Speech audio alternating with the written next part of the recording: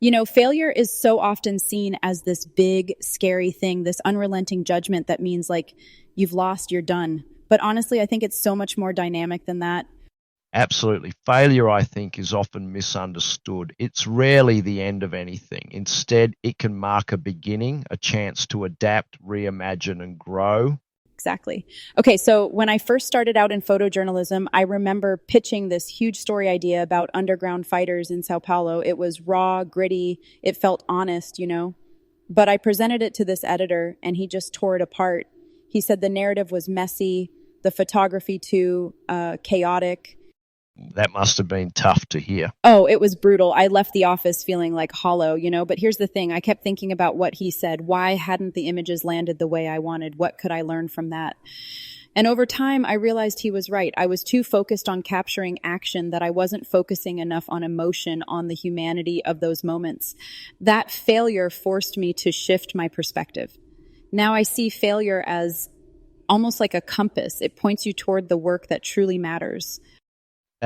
That's a fascinating way to put it, a compass. You know, it reminds me of something from my intelligence analysis days. When you're analyzing potential threats, failure isn't just a possibility, it's almost a default starting point. Information comes incomplete, layered with conflicting narratives. The systems are designed to fail, not because the failure is acceptable, but because each failure tells you what won't work. Like narrowing the focus, right?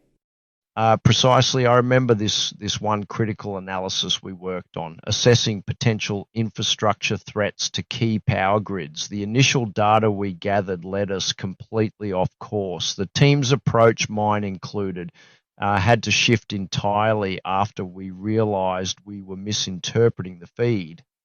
That brief failure pushed us to rebuild the methodology. In the end, we didn't just solve the problem, we discovered patterns we hadn't even considered before. And that makes sense. Those failures, big or small, make you rethink everything, right? It's the curveballs that teach you to adjust your aim.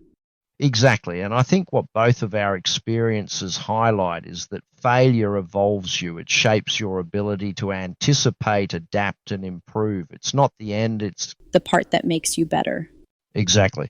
You know, that idea of failure shaping you, it's fascinating how universal it is, but also how differently it's approached. In a lot of Eastern philosophies, for instance, failure isn't seen as a stopping point. It's more like part of the journey, you know, especially in martial arts where perseverance is everything.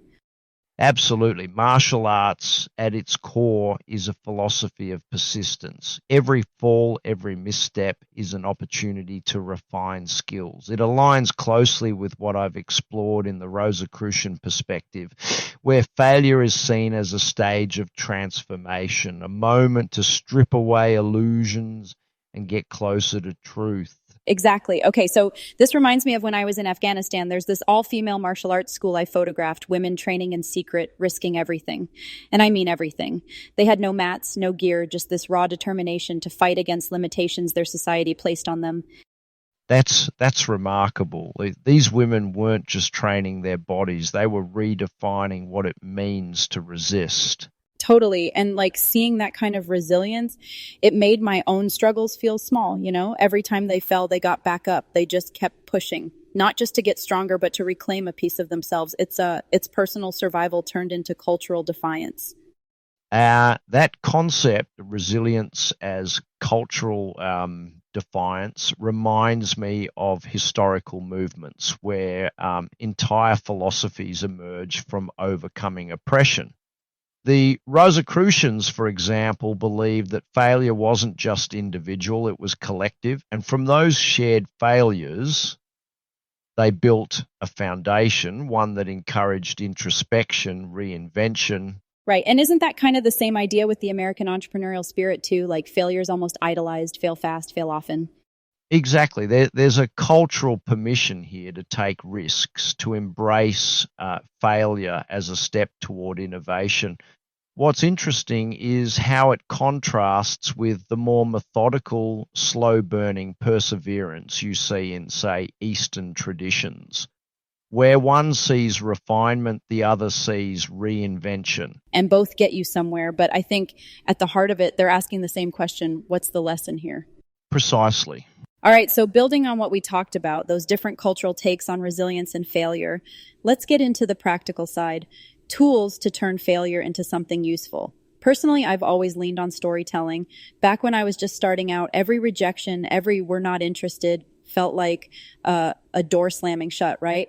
But I started experimenting, using those moments as part of my process. Instead of walking away, I reframed the narrative until it clicked with someone. It became less about what went wrong and more about like, what's the insight here? That's a powerful approach. One area I've been exploring is how technology, particularly AI and VR, can help in reframing these moments. With VR, for instance, you can create immersive environments which allow artists, filmmakers, or even strategists to experience failure in simulated spaces, and then uniquely test alternate approaches without high stakes. Oh, completely. It's like you're creating a sandbox, right? A safe space to fail over and over until you find the through line. Exactly. AI does something similar, particularly in creative fields. Tools like generative AI allow for rapid iteration, letting you test wild ideas and see the results instantly. You fail, you refine, and sometimes you accidentally innovate. It's iterative failure as a mechanism for discovery. Yeah, and that mindset, it totally feeds into what martial arts teaches us, right? Like when you step onto the mat for sparring, you aren't trying to avoid failure. You're kind of expecting it so you can adapt, learn, and come back smarter. It's baked into the practice. Absolutely. One of the central ideas in Hapkido, for instance, is that resistance fuels failure. Instead of fighting an attack head on, you redirect the momentum using your opponent's energy to your advantage. That philosophy applies everywhere: creative work, professional settings, even relationships. Totally. Oh, and let me tell you, failing on the mat can be humiliating, but after you hit the ground enough times, you realize, okay, I'm not made of glass. You stand up differently, you move differently. That kind of resilience seeps into everything else you do. And you start anticipating the fall itself, finding ways to minimize the impact when it happens. That's the real power, isn't it? Not avoiding failure, but softening its edges to make it manageable. Ooh, softening the impact. I like that. Like if failure is inevitable, you may as well make friends with it, right? Exactly. And by doing that, we turn failure into, well, a teacher. It may not be pleasant in the moment, but its lessons can be transformative, like martial arts, like storytelling, like VR. It's all about transformation, not avoidance. And I think that's really the takeaway here. Failure is not this final judgment. It's a tool, a creative prompt, a stepping stone. How you use it is what defines you. Beautifully put. At the end of the day, harnessing failure isn't a skill you master overnight. It's a discipline, but it's one worth cultivating because it's the root of resilience and growth. Couldn't agree more. And hey, if you're listening to this and thinking about your own setbacks, well, here's the thing. They're not the end of your story. They're just the beats that make the next chapter worth reading.